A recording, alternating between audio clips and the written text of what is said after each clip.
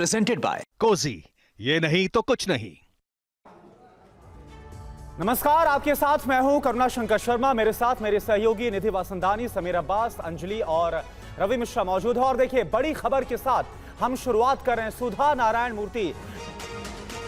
सुधा मूर्ति राज्यसभा के लिए मनोनीत की गई है।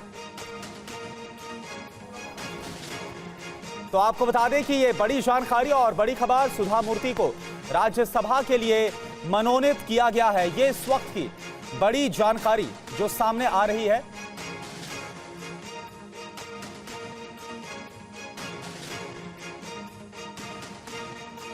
तो इस वक्त की अहम खबर आपको बता दें, सुधा मूर्ति को राज्यसभा के लिए मनोनीत किया गया है। ये एक बहुत अहम मकाम है। सुधा मूर्ति ने वैसे भी अपनी जिंदगी में कई मकाम हासिल किए। एक टीचर के तौर पर, एजुकेशनलिस्ट के तौर पर उनकी अपनी पहचान है। इसके अलावा वो कई मुद्दों पर लिखती भी आई हैं, जानी मानी लेखिका हैं, इन्फोसिस फाउंडेशन की अध्यक्ष हैं और अब उन्हें राज्यसभा भेजा जाएगा। राज्यसभा के लिए मनोनीत किया गया है सुधा मूर्ति को।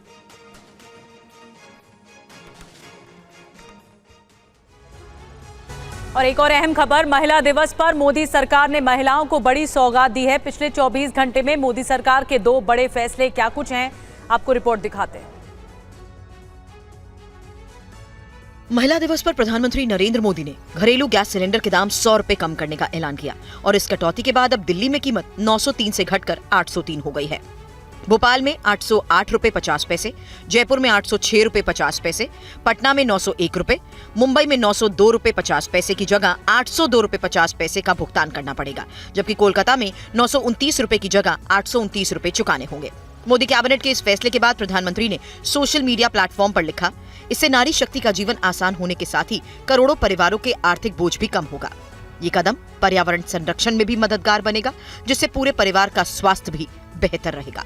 साथ ही केंद्र सरकार ने प्रधानमंत्री उज्ज्वला योजना के तहत एलपीजी सिलेंडर पर दी जाने वाली 300 रुपए की सब्सिडी को 31 मार्च 2025 तक बढ़ा दिया है। उपलक्ष्य हमारी माता बहनों को तोहफे के रूप में जो 300 रुपए टारगेटेड सब्सिडी प्रधानमंत्री उज्ज्वला योजना के लाभार्थियों को दी जाती है, जिसकी अवधि 31 मार्च 2024 तक थी, उसको 1 वर्ष के लिए बढ़ा दिया जाए।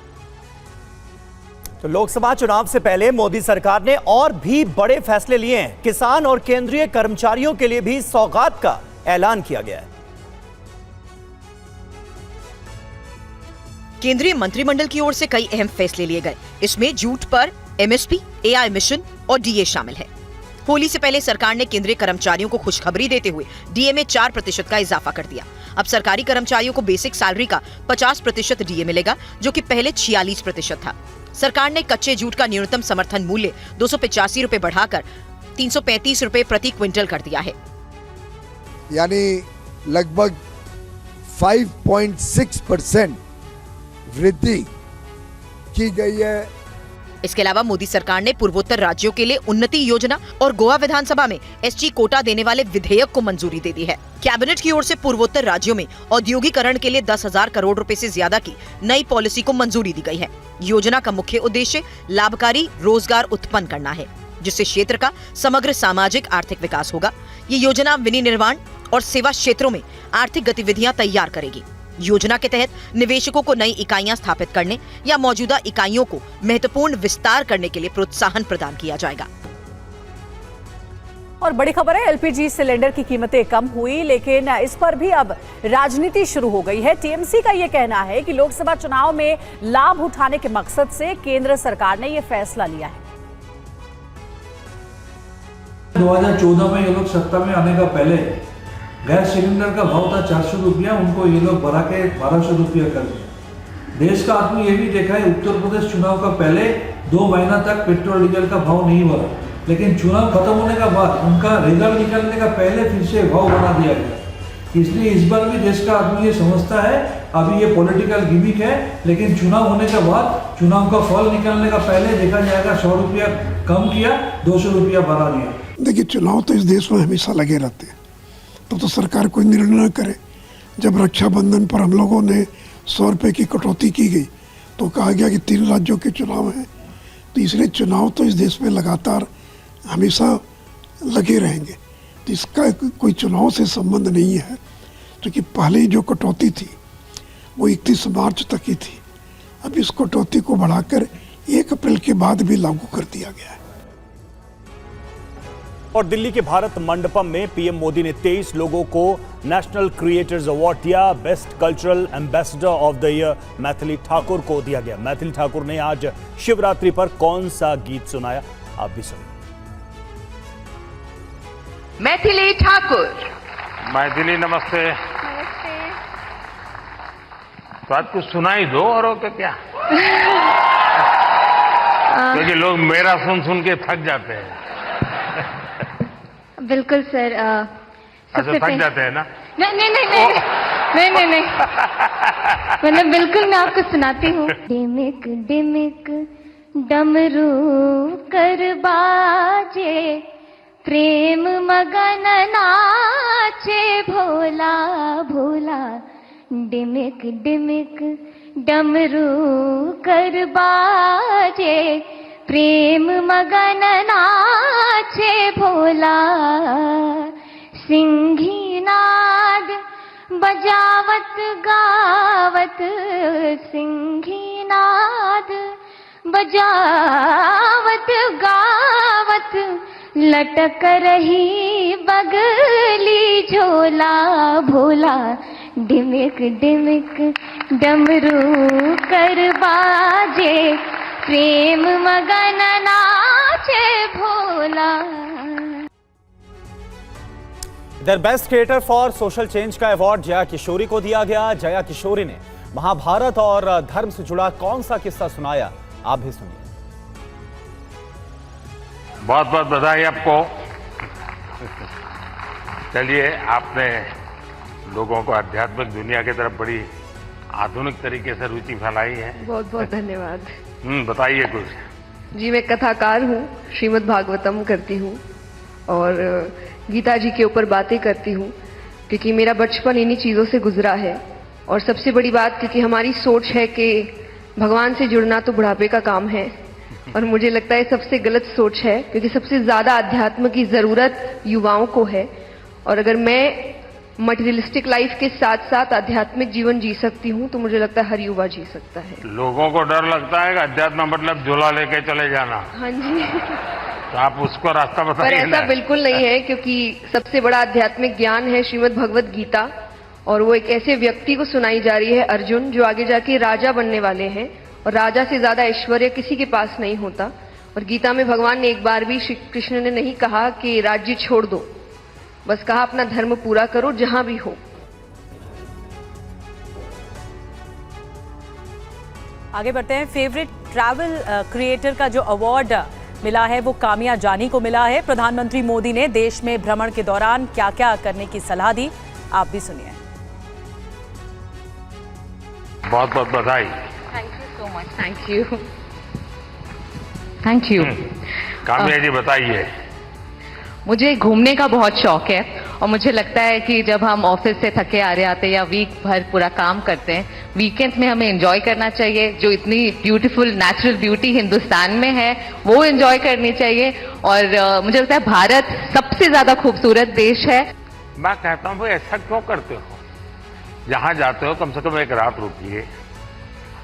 टोटल जो आपका बजट है, टूर ट्रैवल का टोटल बजट है, कम से कम 5% 10% लोकल कुछ न कुछ चीज खरीदिए, लोकल प्रोडक्ट खरीदिए। अब फिर आप कहेंगे नहीं हमने पानी पूरी खरीदी थी, ऐसा नहीं। खाना वाना तो कंपलसरी है, खाएंगे, लेकिन कोई वहां की प्रोडक्ट, क्योंकि हमारे देश की जो ये भी एक सामर्थ्य है और वहां की इकोनॉमी को बहुत बड़ा बल मिलता है। और स्वच्छता एम्बेसडर का अवार्ड मल्हार कलाम्बे को मिला। पीएम मोदी ने इशारों ही इशारों में विपक्ष पर इस दौरान क्या हमला बोला, सुनिए जरा। मल्हार, ये जो लोग क्रिएटर्स हैं ना, उसमें कुछ लोग वो भी हैं जो क्या खाना चाहिए वो भी कहते हैं।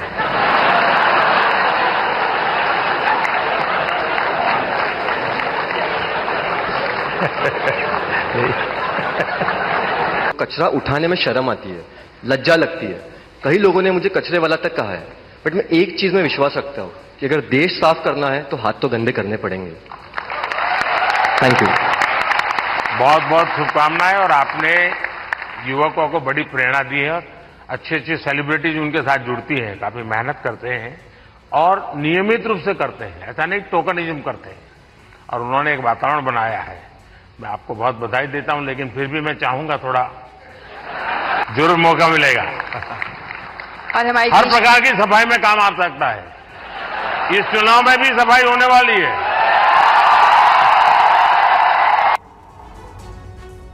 अगली खबर का रुख करते हैं। दिल्ली में कांग्रेस की केंद्रीय चुनाव समिति की कल पहली बैठक हुई। इसमें लोकसभा चुनाव के लिए उम्मीदवारों के नाम पर चर्चा हुई। बैठक में पार्टी अध्यक्ष मल्लिकार्जुन खड़गे और पूर्व अध्यक्ष सोनिया गांधी समेत कई नेता मौजूद रहे। बैठक से जो खबरें निकल कर आई उसमें कहा जा रहा है कि राहुल गांधी के वायनाड से लड़ने पर मुहर लगाई गई है। कांग्रेस चुनाव समिति की बैठक में 6 राज्यों की 60 सीटों पर मंथन हुआ। 40 उम्मीदवारों के नाम पर मुहर लगी। केरल, कर्नाटक, तेलंगाना, दिल्ली, छत्तीसगढ़ और लक्षद्वीप की सीट फाइनल हो चुकी हैं। जल्द ही उम्मीदवारों के नाम का ऐलान किया जाएगा। थोड़ा डिस्कशन हुआ और बाद में जो है सीईसी का ओपिनियन था कि इसके बारे में 11 तारीख को फिर से डिस्कशन होगा। आज पेंडिंग हो गया सर। 11 तारीख को। वहीं 2024 लोकसभा चुनाव के लिए कांग्रेस ने अपना घोषणा पत्र तैयार कर लिया है। सूत्रों से मिल रही जानकारी के मुताबिक कांग्रेस अपने घोषणा पत्र से महिलाओं और युवाओं को साधने की कोशिश करेगी। कांग्रेस के घोषणा पत्र में महिलाओं के लिए 6,000 महीना और केंद्र सरकार की नौकरियों में 33% आरक्षण का जिक्र किया गया है। ओबीसी वोट बैंक को साधने के लिए जाति आधारित जनगणना करवाने और पिछड़ी जातियों के लिए आरक्षण की सीमा बढ़ाने का वादा किया गया है। और लोकसभा चुनाव को लेकर कांग्रेस खेमे से एक बड़ी खबर सामने आ रही है। कांग्रेस अध्यक्ष मल्लिकार्जुन खड़गे लोकसभा का चुनाव नहीं लड़ेंगे। देखिए रिपोर्ट। पिछले लोकसभा चुनाव में मोदी लहर के आगे मल्लिकार्जुन टिक नहीं सके थे। उन्हें हार का सामना करना पड़ा था। खड़गे इस समय राज्यसभा से सांसद हैं। सूत्रों के मुताबिक मल्लिकार्जुन खड़गे परंपरागत सीट गुलबर्गा से चुनावी मैदान में नहीं उतरने का फैसला ले रहे हैं। पिछले लोकसभा चुनाव में गुलबर्गा सीट पर खड़गे को बीजेपी के डॉक्टर उमेश जाधव ने हराया था। खड़गे इस समय विपक्षी गठबंधन में भी बड़ी भूमिका निभा रहे हैं, इसलिए माना जा रहा है कि उनकी जिम्मेदारी बढ़ गई है। एक तरफ कांग्रेस की तरफ से जहां उन्हें रणनीति तैयार करनी है, वहीं गठबंधन में शामिल दलों को साथ लेकर भी चलना है। हालांकि सूत्र दावा ये कर रहे हैं कि पार्टी अगर कहेगी तो खड़गे पीछे नहीं हटेंगे, लेकिन उनका फिलहाल चुनाव लड़ने का कोई इरादा नहीं है। खड़गे गुलबर्गा लोकसभा सीट से 2 बार जीत हासिल कर चुके हैं। खड़गे का राज्यसभा में कार्यकाल अभी 4 साल से ज्यादा का बचा है। उनके बेटे प्रियांक गुलबर्गा क्षेत्र के चितपुर विधानसभा क्षेत्र का प्रतिनिधित्व करते हैं और कर्नाटक में सिद्धारमैया के नेतृत्व वाली सरकार में मंत्री हैं। वहीं प्रधानमंत्री नरेंद्र मोदी आज से पूर्वोत्तर की 2 दिवसीय यात्रा पर हैं। पीएम मोदी अपने असम दौरे पर काजीरंगा नेशनल पार्क जाएंगे और यहां पर रात्रि विश्राम भी करेंगे। प्रधानमंत्री मोदी पूर्वोत्तर दौरे पर असम को करीब 18,000 करोड़ रुपए से अधिक की कई परियोजनाओं का उद्घाटन और शिलान्यास करेंगे। साथ ही पीएम मोदी प्रधानमंत्री आवास योजना के तहत बनाए गए 5.5 लाख से अधिक घरों के गृह प्रवेश समारोह में शिरकत करेंगे। पीएम मोदी आज शाम को अपनी स्वर्ण जयंती मना रहे काजीरंगा नेशनल पार्क पहुंचेंगे और रात में यहीं पर रुकेंगे।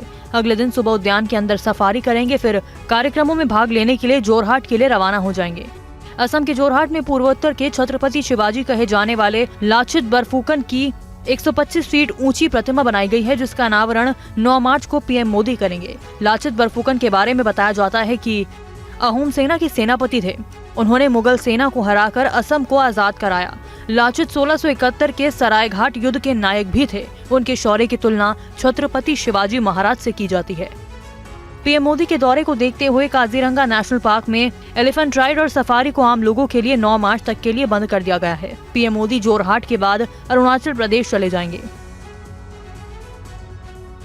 और आम आदमी पार्टी ने आज से लोकसभा कैंपेन की शुरुआत कर दी है। इस मौके पर दिल्ली के मुख्यमंत्री अरविंद केजरीवाल ने बीजेपी पर जमकर हल्ला बोला है और एलजी पर भी सवाल उठाए। संसद में मेरे को 7 एमपी दे दो, जो इंडिया गठबंधन के हैं 7 एमपी दे दो। ये 7 एमपी मेरे 7 बड़े बड़े हाथ बन के काम करेंगे। अगली बार एलजी काम रोकेगा, ये 7 काम करा के लाएंगे। अगली बार अगर केंद्र सरकार काम रोकेगी, ये 7 काम रोक के काम करवा के लाएंगे।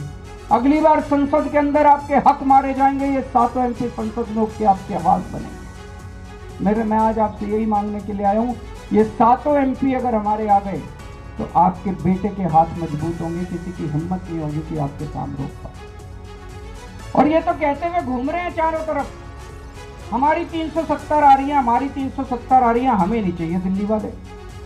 आपकी जरूरत ही नहीं इनको, खुलेआम कह रहे हैं 370 आ रही है, हमारी 370 आ रहे हैं। इनको दिल्ली वालों के वोट चाहिए ही नहीं, इनको दिल्ली के सांसद चाहिए ही नहीं। मेरे को चाहिए आप, मेरे को आपकी जरूरत है, मेरे को दिल्ली वालों की जरूरत है, मेरे को दिल्ली वाले चाहिए, मेरे को दिल्ली के 2.5 करोड़ लोग चाहिए, मेरे को उनसे प्यार है। और आम आदमी पार्टी का लोकसभा अभियान शुरू करने के दौरान पंजाब के मुख्यमंत्री भगवंत मान ने भी कार्यकर्ताओं को संबोधित किया। उन्होंने आम आदमी पार्टी की कामयाबियां गिनाई और दिल्ली के लोगों से केजरीवाल के हाथ मजबूत करने का आह्वान किया। मैं दिल्ली वालों से ये पूछना चाहता हूं, क्या वोट उनको दोगे जो आपकी दवाइयां रोक रहे हैं, आपके बच्चों की पढ़ाइयां रोक रहे हैं, इसका तोड़ लो, उसका तोड़ लो, ये कर लो, वो कर लो। तो इसीलिए आज दिल्ली वालों से मैं एक रिक्वेस्ट करता हूं, विनती करता हूं कि अरविंद केजरीवाल अकेले लड़ रहे हैं, अगर उनको यहां से सांसद साथ दे दोगे तो उनके 7 हाथ उनको और मिल जाएंगे। पंजाब से 13-0 हो रहा है। जब हमारी गिनती संसद में, दोनों सदनों में 30-35 हो जाएगी, 40 हो जाएगी, तो एक पॉलिटिकल पावर बनती है। और जब वो 30-35 इकट्ठे होके संसद में अपने दिल्ली के लोगों के हकों के लिए लड़ाई लड़ेंगे, किसी माँ के लाल की हिम्मत नहीं है कि दिल्ली का कोई काम रोक जाए, जब पंजाब का कोई पैसा रुक जाए, चाहे आरडीएफ, चाहे एनएचएम, चाहे कोई। हमारे भी 8,000 करोड़ हमारा रोक रखा है। और बड़ी खबर है, एनडीए का हिस्सा बन सकती है टीडीपी। अमित शाह से चंद्रबाबू की मुलाकात हुई है। जनसेना पार्टी के अध्यक्ष भी अमित शाह से मिले हैं। देखिए, एनडीए में शामिल हो सकती है टीडीपी, ये बड़ी जानकारी मिल रही है। चंद्रबाबू नायडू से मुलाकात हुई है अमित शाह की। लोकसभा चुनाव में एनडीए के 400 पार का नारा देने के बाद बीजेपी ने सभी पत्ते खोल दिए। एनडीए के कुनबे में पुराने बिछड़े सहयोगियों को शामिल किया जा रहा है। एनडीए छोड़ चुके चंद्रबाबू नायडू की टीडीपी से दोबारा दोस्ती की पहल की गई। इसी कवायद के तहत दिल्ली में अमित शाह ने चंद्रबाबू नायडू और जनसेना पार्टी के अध्यक्ष पवन कल्याण से अहम मुलाकात की। दरअसल 2024 लोकसभा चुनाव में बीजेपी ने खुद के लिए 370 सीट और 50% वोट हासिल करने का लक्ष्य रखा है। इस टारगेट को हासिल करने के लिए बीजेपी ने 2 स्तर से प्लानिंग की है। पहला, बीजेपी खुद ज्यादा से ज्यादा सीटों पर चुनाव लड़ रही है। दूसरा, वोटों के विभाजन रोकने के लिए राज्यों में क्षेत्रीय दलों से समझौता किया जा रहा है। अगर देखें तो आंध्र प्रदेश में 25 लोकसभा सीटें हैं। टीडीपी का यहाँ अच्छा खासा जनाधार है। 2019 के लोकसभा चुनाव में वाईएसआर कांग्रेस को 50% वोट मिले थे। वाईएसआर को 22 सीटों पर जीत हासिल हुई थी। 3 सीट जीतने वाली टीडीपी को 40% वोट मिले थे। यही वजह है कि बीजेपी 2024 के लोकसभा चुनाव में जनसेना पार्टी को साथ लाना चाह रही है। और एक बड़ी खबर मिल रही है, राजस्थान के कोटा में शिव बारात के दौरान बड़ा हादसा हो गया। करंट लगने से 12 से ज्यादा बच्चे झुलस गए। झंडा हाई टेंशन लाइन से टच होने से ये हादसा हुआ। बच्चों को अस्पताल में भर्ती कराया गया है। ध्वज आर्य और ज्यादा जानकारी के साथ जुड़े हैं। ध्वज, बच्चों की हालत कैसी, इस हादसे के बारे में बताइए। देखिए, 14 बच्चों के झुलसने की जो है जानकारी सामने आ रही है और एक बच्चा गंभीर रूप से झुलसा हुआ बताया जा रहा है। और सभी जो बच्चे हैं ये 50 से 60% के हाथ से ज्यादा जो है झुलसे हुए हैं। और लोकसभा स्पीकर ओम बिरला यहाँ पर मौके पर पहुंचे हैं। एमपीएस अस्पताल में सभी बच्चों को भर्ती कराया गया। लोकसभा स्पीकर ओम बिरला ने ये भी कहा है कि अगर इन बच्चों को यहाँ से शिफ्ट कराया जाएगा, यानी कि रेफर कराया जाएगा, तो वहां भी रेफर कराने में कोई भी कोताही नहीं बरती जाएगी। ये बड़ी घटना जो है आज के दिन की बताई जा सकती है कोटा में, क्योंकि आज जो है शिवरात्रि का पर्व था और ये जो कि शिव बारात निकल रही थी। और ये कोटा की जो ये सकतपुरा कच्ची बस्ती है, यहाँ से जब ये बारात निकल रही थी तो ये झंडा था जो हाई टेंशन लाइन के टकरा गया। और उसके बाद में जो नीचे जो बच्चे बैठे हुए तो वो करंट की चपेट में आ गए। 14 बच्चों के घायल होने की जो है जानकारी सामने आ रही है। 1 दर्जन के आसपास जो बच्चे हैं वो ज्यादा झुलसे हैं, एक बच्चा गंभीर है। जी ध्वज, बहुत बहुत धन्यवाद आपका इस घटना के बारे में जानकारी देने के लिए।